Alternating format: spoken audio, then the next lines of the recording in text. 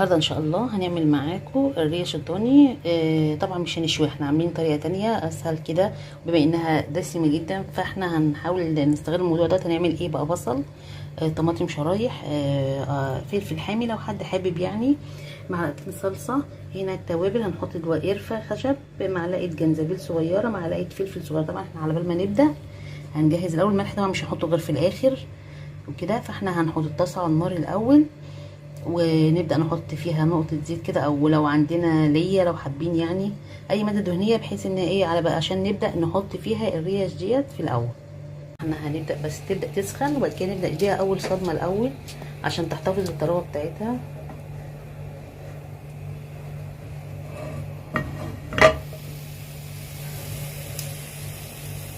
نبدا ناخد الريش واحده واحده نحطها.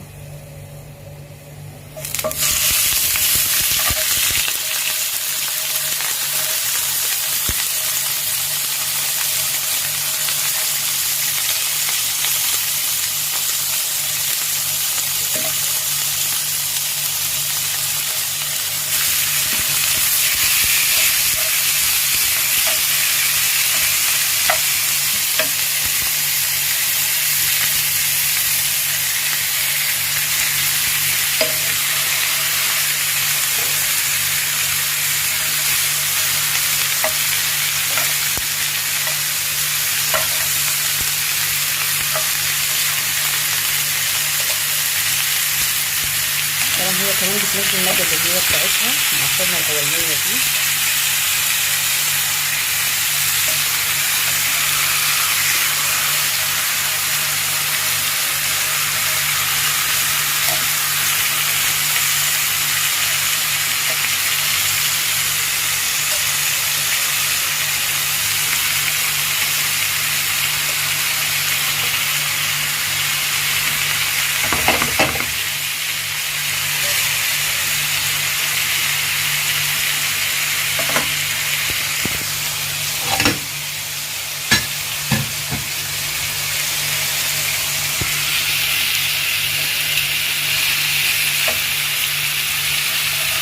بنبدأ نقلبها، المفروض ما تاخدش وقت طويل عشان تقدر بعد كده نحط بقية المكونات.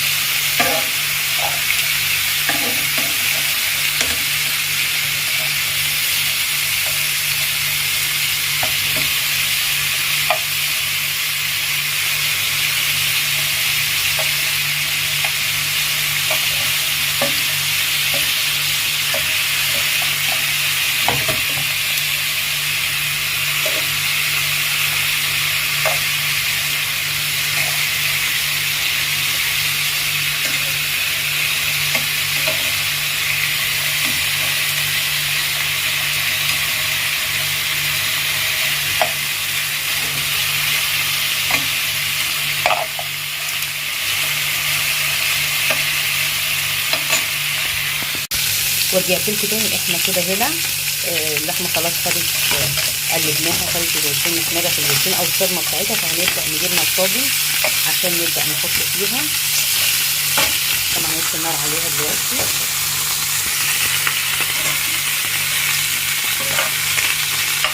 احنا جبنا هنا الطاجن غسلناه كويس. بعد كده نبدا ايه نوزع جزء من البصل تحت طبعا.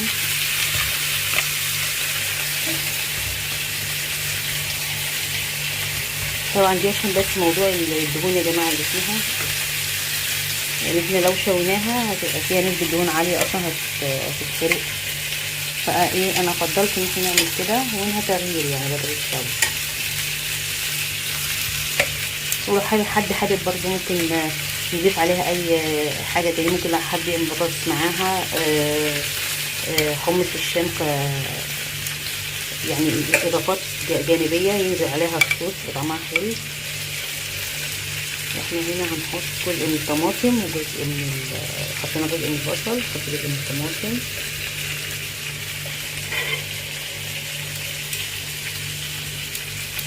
وهنبدا نحط قطع اللحمه.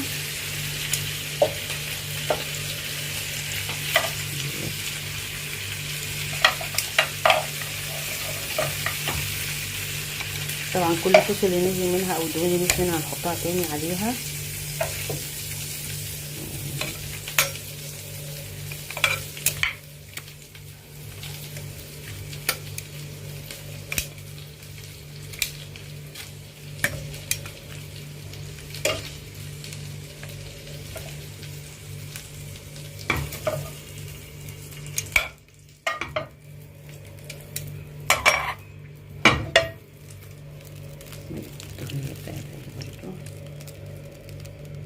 دي طبعا الدهون بتاعت اللحمه نفسها. وهنبدا هنا نحط القرفه الخشب والفلفل مع الجنزبيل، هنحطه طبعا عليها كله. وهنبدا نحط بقيه البصل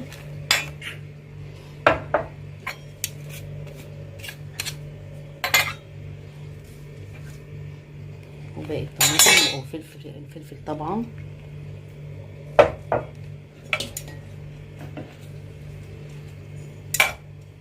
طبعا هنجيب الصلصه، معلقتين الصلصه، ونجيب لهم ايه نحطهم، ونجيب معاهم كوبايه ميه بسيطه كده عشان تبدا ايه نحطها، نشغل الفرن ونحطها في الفرن. وكيفيه تاني احنا هنا حطينا خلصنا الطاجن اهوت. هنحط بقى نجيب له، هنحط بقى حطيت عليه معلقه صلصه طبعا بكوبايه ميه صغيره. هنبدا نحط غطيه ورق فويل، لو في غطا عندنا للطاجن ماشي، انا بالنسبه لي احط ورق فويل. وهنبدا نحطه في الفرن. طبعا الملح مش هنحطه دلوقتي، اول ما يقرب يستوي عشان اللحمه تستوي براحتها. احنا كنا نحطه في الفرن وبعد ما نخلص هنرجع لكم تاني. ورجعت لكم تاني. طاجن الريش اهو خلص يا جماعه. طبعا لسه سخن زي ما هو. احنا طبعا حاطين طماطم والعصير، عصير طماطم وطماطم شرايح والبصل وفلفل طبعا. طعمه لذيذ جدا، خاصه ان الصوص بتاعه حامي. كنا طبعا حاطين الفلفل الاخضر كان حامي مش بارد، فصراحه بيدوه طعم جميل جدا. استوى في دقيقه، يعني حطينا كوبايه ميه بس بسيطه، ونازل طبعا الصوص بتاعه كله لو واضح في قدامنا في الكاميرا باين عليه اهو الصوص بتاعه كله. طبعا احنا لما نيجي نقدمه هنقدمه جنب رز ابيض. هنقدمه جنب رز ابيض. طبعا انا فضلت الرز الابيض جنبه على اساس ان هو دوت الصوص بتاع الطماطم والفلفل مش هينفع مع الرز البسمتي طبعا. فاحنا هنا حطينا جنبه. لو عجبكم الفيديو، لو في اي استفسارات يا جماعه ممكن تكتبوا لنا في التعليقات. ولو عجبكم الفيديو لايك وشير وسبسكرايب، وبالهنا والشفا.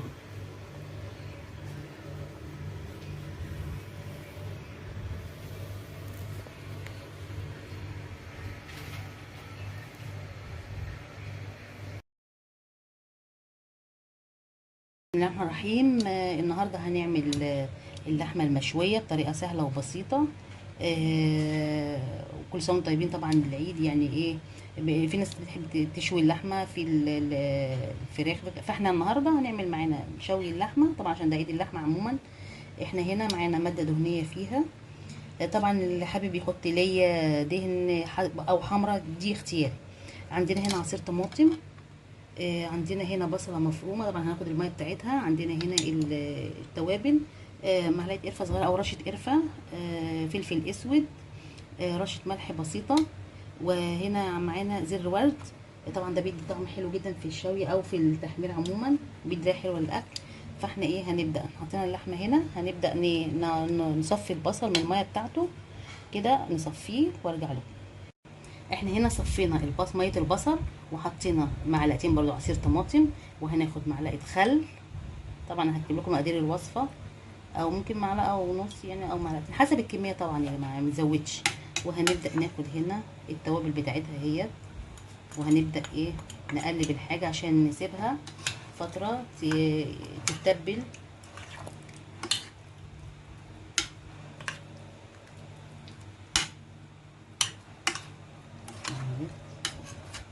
احنا بنسيبها ساعه او حاجه او ساعتين، هي كل ما بتقعد بتبقى افضل يعني. احنا كده هنسيبها تتبل بقى شويه، وبعد كده ايه نرجع. ورجعنا لكم. احنا هنا حطينا الماده الدهنيه في الطاسه عشان نبدا نشوي فيها اللحمه كده. طبعا هي اتبلت، خدت وقتها في التتبيل وكده. هنبدا نحطها ايه واحده واحده.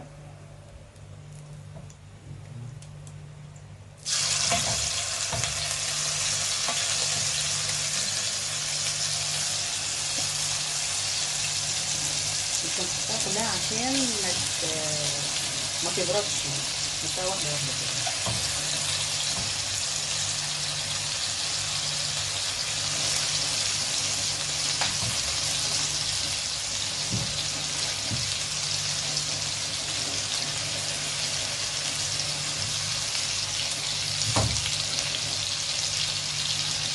انا هكملها كلها احطها وارجع لكم. ورجعت لكم تاني. احنا هنا كده حطينا كل اللحمه هي سايبينها تتشوح براحتها. وبعدين احنا هنا عاملين ميه البصل بالطماطم بالماده الدهنيه كده. صفينا الطماطم طبعا والبصل بالميه البصل والبصل صفيناهم مع بعض، وشويه تتبيله، جزء من التتبيله كانت فيها، وحطيناها هنا في الطبق. اول ما تبدا تنشف ممكن نحط حاجات بسيطه كده عشان تكمل تسويتها بسرعه.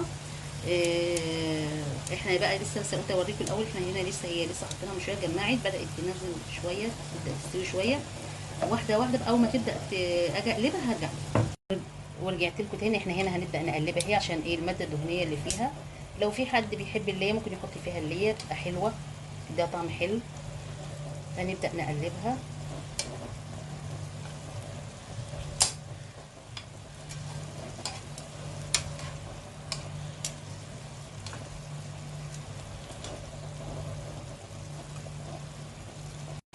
ورجعت لكم. احنا هنا كده بنكمل اهوت التقليب بتاعها، وهنسيبها طبعا تستوي.